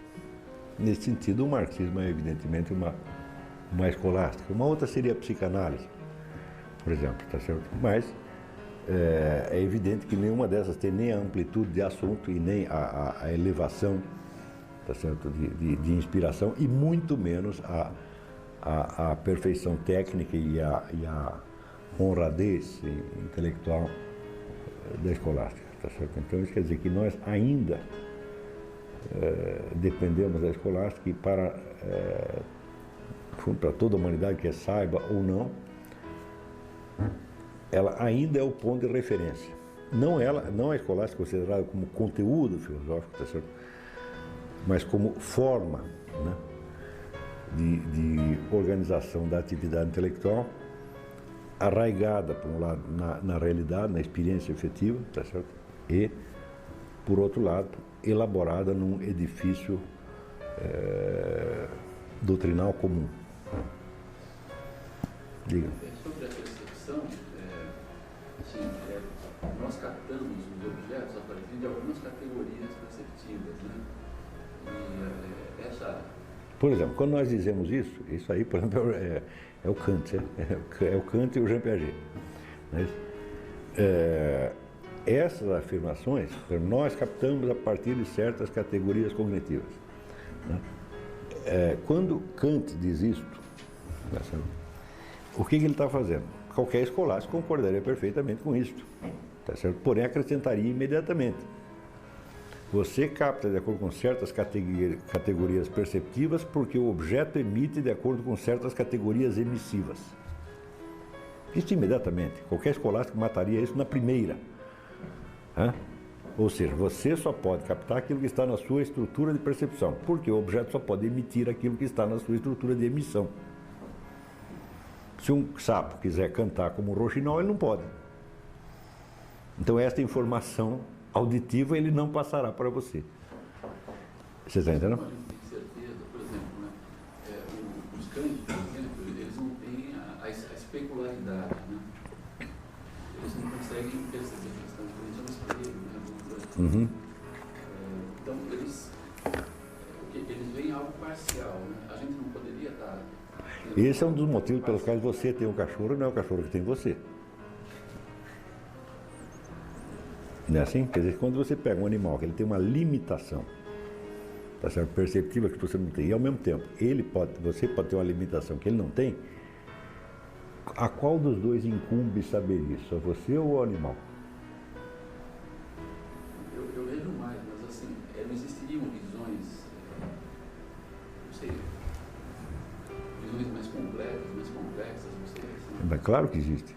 É evidente que existe. Se aparecer ali um anjo, ele vê você, vê o cachorro, entende tudo que você está percebendo, o que o cachorro está percebendo, a articulação dos dois, etc, etc. Tá certo? Mas note bem que tudo isso aí pressupõe uma estrutura não somente do sujeito, mas também do objeto. Está entendendo? Ou seja, a ideia de formas a priori da percepção, só existem formas a priori da percepção porque existem formas a priori da emissão. E Kant diz o quê? Não, o objeto para o Kant nem existe, ele é só apenas um sujeito. Não? Então, este é o problema que nós estudaremos quando entrar na filosofia moderna, que é o problema da prioridade cognitiva do sujeito, que é uma das maiores cretinices que alguém já pode ter pensado ao longo da história. Quer dizer, que você achar que o sujeito é certo para si mesmo e o objeto é apenas, vamos dizer, um fenômeno que se apresenta a ele. Quer dizer, qualquer escolástico de 15º escalão, tão logo você dissesse isso, ele já perguntaria, mas como você poderia ser sujeito sem ser objeto também? Você não pode conceber o sujeito em si? Vamos definir, o sujeito é aquele que recebe a informação. Isso até no seminário eu expliquei, já não sei se você está nessa aula. Que, vamos dizer, não é um raciocínio que se encontra em nenhum filósofo escolástico, mas que é um raciocínio que eu faço, partindo, vamos dizer, de uma inspiração que seria aristotélica. Não tanto escolástica quanto aristotélica. O que diria Aristóteles se estivesse ouvindo uma coisa dessa? Tá certo? Ele diria muito simples, o sujeito é aquele que recebe a informação e o objeto é aquele que emite. Você pode conceber algum ente que somente receba informações sem jamais emiti-la, ou outro que só as emita sem jamais recebê-las? Impossível, é? Portanto, tudo aquilo que é sujeito sob certo aspecto é objeto sob outro aspecto ou sob o mesmo. Está compreendendo? Portanto, se você tem estruturas a priori do conhecimento enquanto sujeito do conhecimento, você também as tem enquanto objeto. E é por isso que eu posso falar das suas estruturas. Nesse momento vocês já estão transformando você em objeto. Eu estou descrevendo as suas estruturas a priori do conhecimento, então para mim você é objeto. Está compreendendo? Então, você dizer que a coisa em si é inacessível, eu digo que ela é tão inacessível quanto o sujeito em si. Coisa que Santo Agostinho já tinha percebido. Ele dizia essa coisa mais simples do mundo: eu não sei tudo a meu respeito. E se você não sabe tudo a seu respeito, também não sabe a respeito de um sapo. Mas isso faz parte da sua estrutura e faz parte da estrutura do sapo também. Você não pode saber tudo a respeito do sapo, por quê? Porque o sapo também não pode manifestar tudo o que ele é simultaneamente. O coitado do sapo só pode emitir certas informações a cada momento. Então tem uma forma de estrutura de existência temporal, então ele não tem a simultaneidade da manifestação.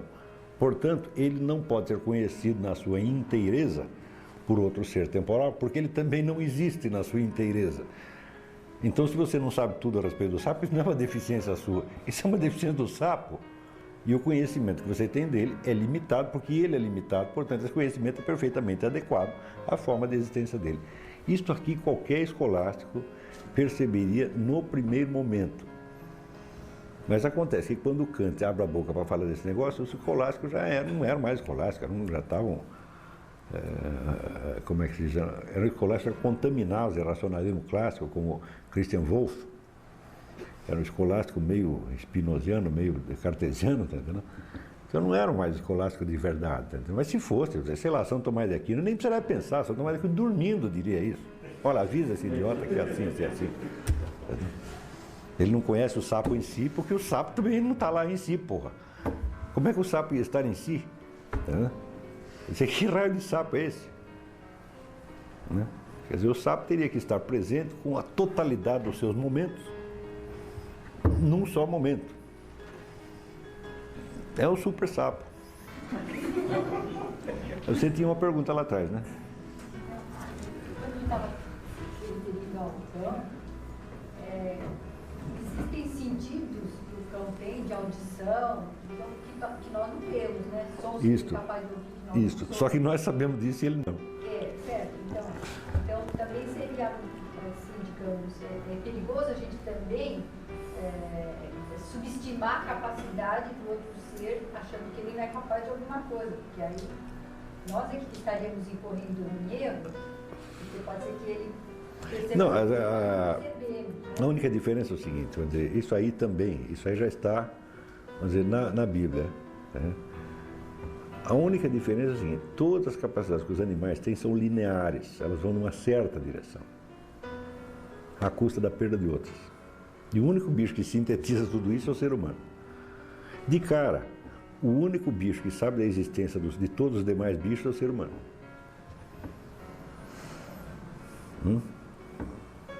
Por exemplo, as minhocas jamais souberam da existência de elefantes. Nem saberão. Um elefante não existe, cara. Esse é o conceito do Uexküll, um biólogo.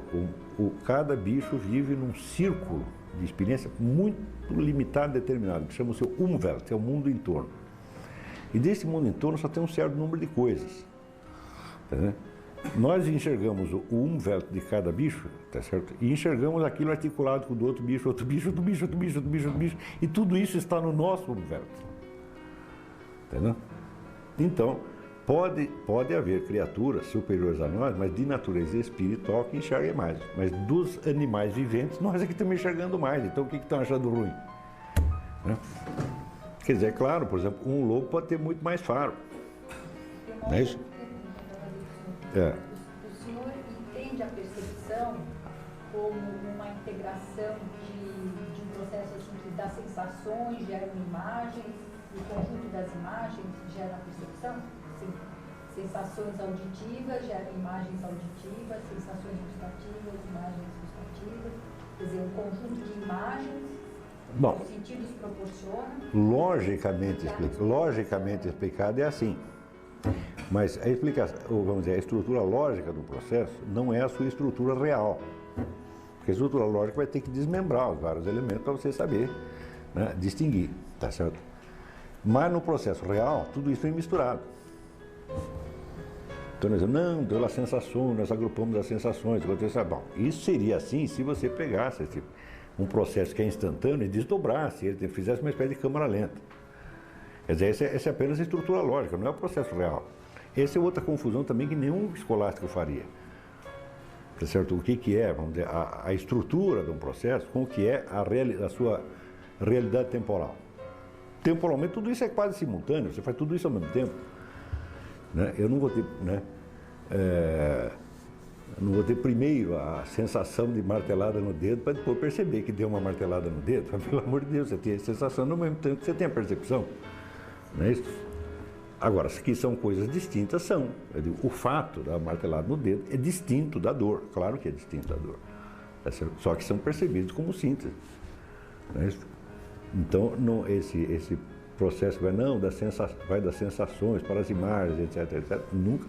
Nunca pense que as coisas são realmente assim, elas são esquematicamente assim. Né? Realmente todo esse esquema se dá de maneira quase simultânea e absolutamente inseparável, porque é isto mesmo que nos dá a vivência do que é realidade, é a inseparabilidade dos acidentes. Veja, qualquer um de nós percebe claramente a diferença, tá certo, entre o que é um ser e a representação dele. Por exemplo, o que está presente aqui na frente de mim, são vocês ou são suas representações? Eu posso fechar os olhos, ou posso ir até a esquina e conservar suas representações. Mas isso não os colocará, vamos dizer, presentes em pessoa. E aqui vocês estão presentes em pessoa. Como é que nós conseguimos perceber esta diferença se tudo que nós captamos são representações? Você tem uma representação é uma coisa, você tem uma percepção é outra completamente diferente. Agora, se você reduz tudo a representação, e pior ainda, você diz a representação está só na sua mente, não tem nada a ver com o estímulo fora, então você está muito doido, porque você, se fosse assim, você não poderia nem dizer o que está dizendo. É isto que eu chamo, vamos dizer, a paralaxe. A paralaxe é o seguinte, o sujeito está dizendo uma coisa que pelo fato dele dizer, que para ele poder dizer, ele tem que saber que não é assim, senão ele não conseguiria nem dizer. Então ele está muito doido. Ele está vivenciando uma coisa e está dizendo outra completamente diferente.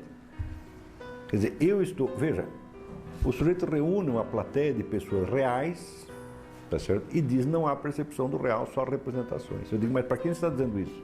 Para as nossas representações ou para nós?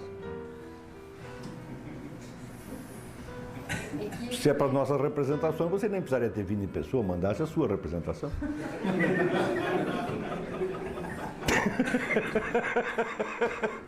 Você está entendendo tudo isso? Olha, cá entre nós, vocês podem achar que eu estou exagerando, mas para mim toda a filosofia moderna, sem exceção, é uma palhaçada. Eu cheguei mais de aos 50 anos de idade, eu fui chegando a essa conclusão, e eu não queria acreditar, eu falei, não é possível. Isso é cômico demais para ser verdadeiro, tá entendendo? E ao mesmo tempo é trágico, tá entendendo? Não pode ser, mas olha, eu não vejo escapatória. A pessoa perde a noção de que a experiência real, concreta, forneceu para ela os elementos para ela poder trabalhar com a imaginação e a memória e fica só com a imaginação. Mas é isso mesmo, fica só com a imaginação e a memória. Ele troca os entes pelas suas representações. Ela vai né? para o plano de imaginação. Então, você veja, por exemplo, se o Kant diz a coisa em si é inacessível, eu digo, escuta, e o livro do Kant em si é acessível?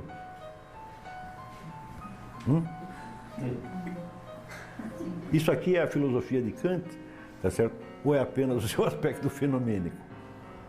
Para você escrever um livro, se para você escrever um livro, desmente isso.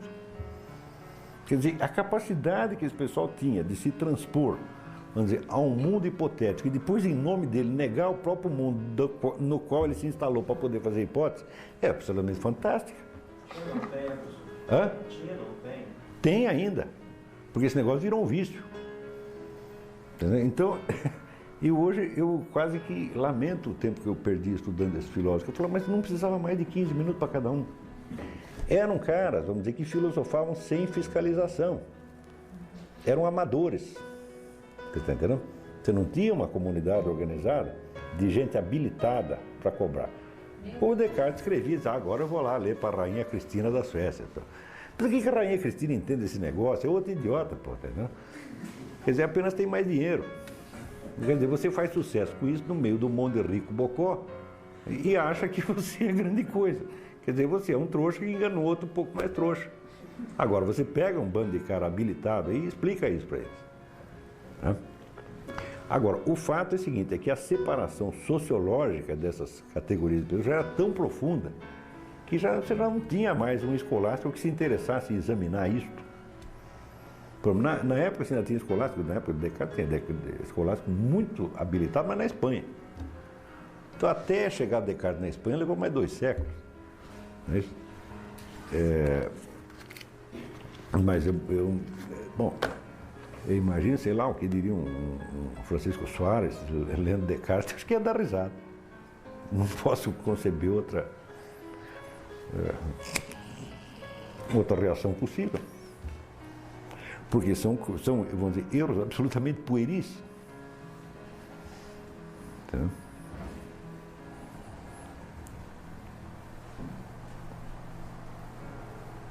Então tudo isso aí é o fenômeno da paralaxe. Mas agora vai vivendo e aprendendo, né? Mas eles conseguiram contaminar o meio universitário? Claro. Quer dizer, 3 séculos dessa bobagem só podia terminar mesmo no marxismo, nessa coisa toda. Porque eu digo, isso é uma catástrofe intelectual fora do comum. Mas isso não quer dizer o seguinte, nós não podemos idealizar o período escolástico. Por quê? Porque dentro dele você tinha sementes dessa coisa toda já.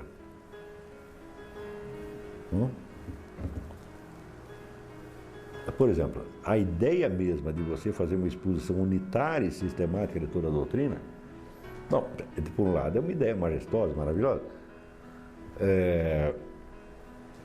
Mas e se não der para fazer isso?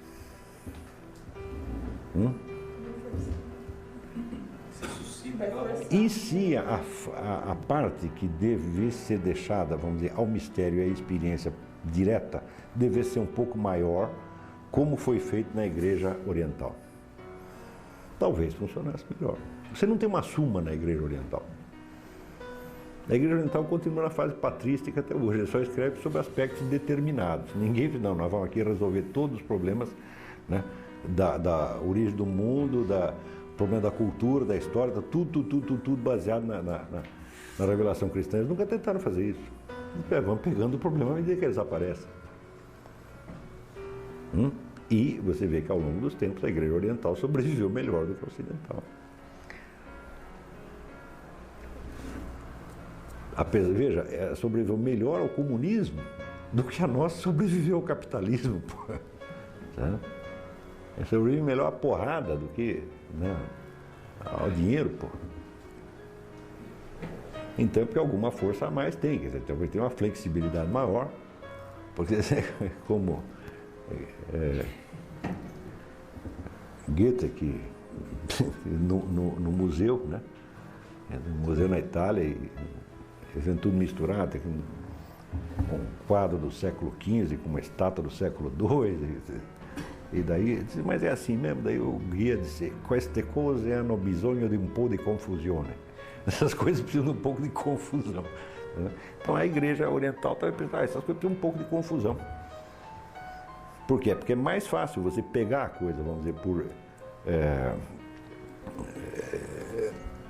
dizer, às vezes por inspiração poética, do que você explicar tudo. Explicar tudo vai levar muito tempo.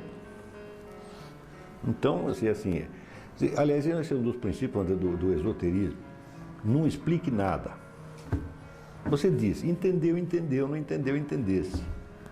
É outra via possível. É isso? Essa ideia de representação também não via da possibilidade de 2 ou 3 sujeitos perceberem de maneira diferente a mesma missão? E como é que eles iam perceber que perceberam de maneiras diferentes a mesma?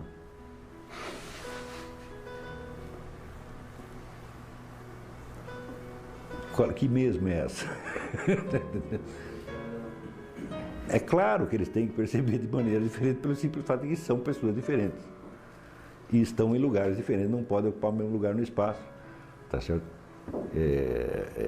também não tem, vamos dizer, não estão no mesmo, dificilmente terão a mesma idade, a mesma estrutura física, etc. Então, todo mundo é um pouco diferente, então, quer dizer, entre a forma do objeto e a forma do seu corpo, se estabelece um diálogo que é diferente de cada um para cada um. Isso é uma limitação sua? Eu digo, peraí. Você não pode ver exatamente o mesmo objeto, exatamente da mesma maneira que ele vê. Mas o objeto tem a capacidade de se mostrar para você exatamente da mesma maneira que se mostra para ele? Também não tem. Então, você bota aqui um livro, né? Só estou vendo esse lado, o outro só está vendo esse lado. Muito bem, isso é uma limitação cognitiva. E o livro, ele pode ter, né, a capa e a contracapa do mesmo lado? Ele não pode também. Então, esta sua limitação cognitiva é a limitação da estrutura do mundo real. Por exemplo, você chega em casa, né, e tem lá uma mulher, você acha que ela é sua mulher, e o seu filho acha que é a mãe dele. Dá para trocar? Como é que ela poderia? Ela também não pode. Você não pode trocar de posição nem ela. Então, não é uma limitação cognitiva, o que os caras estão querendo nos vender como uma limitação cognitiva é a estrutura do mundo real, meu Deus do céu. Entendeu? Que é feita todinha, vamos dizer, de ajustes, de perspectivas entre formas, como já diziam os escolásticos. Um mesmo objeto é uma síntese de formas diferentes, inseparáveis nele, tá certo? E que se mostram diferentemente para observadores diferentes em situações diferentes, mas que também não são trocáveis. Professor, quanto ao fenômeno da paralaxe, o senhor explica, passando pela falta do escrutínio de toda uma comunidade. Não, eu não explico assim, eu digo só, este é uma das coisas que teria que ser levada em consideração. Mas outra, eu acho que é a corrupção pura e simples. Então, a corrupção, vamos dizer, pela lisonja, em primeiro lugar. Quer dizer, já se trata de um público literário que escreve, vamos dizer, para o qual você escreve na sua língua nacional, porque o idiota não sabe latim. Trata-se de um público que tem outras exigências que já não são de ordem intelectual. São, por exemplo, vamos dizer, da ordem da etiqueta palaciana, essa coisa toda, tá entendendo? Então, quer dizer que a mensagem intelectual ela chega lá filtrada por muitas camadas de exigências, né, que a distorcem de algum modo. Por exemplo,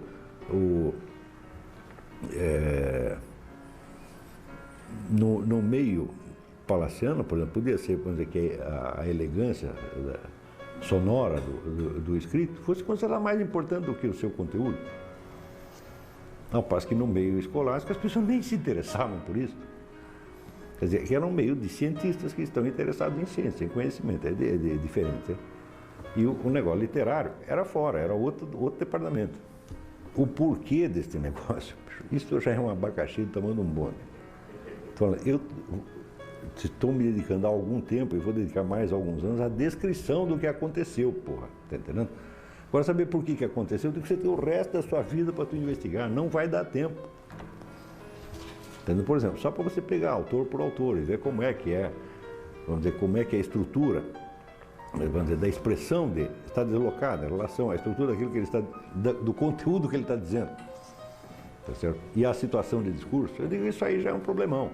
Ver como isso aconteceu sistematicamente a partir de uma certa época, tá certo? Tentar mais ou menos ver quando começou, quem entrou nessa, quem não entrou, bom, isso aí já é um problema. Então, é assim, eu estou criando um conceito histórico, quer dizer, que é a era da paralaxe, tá entendendo? É isso.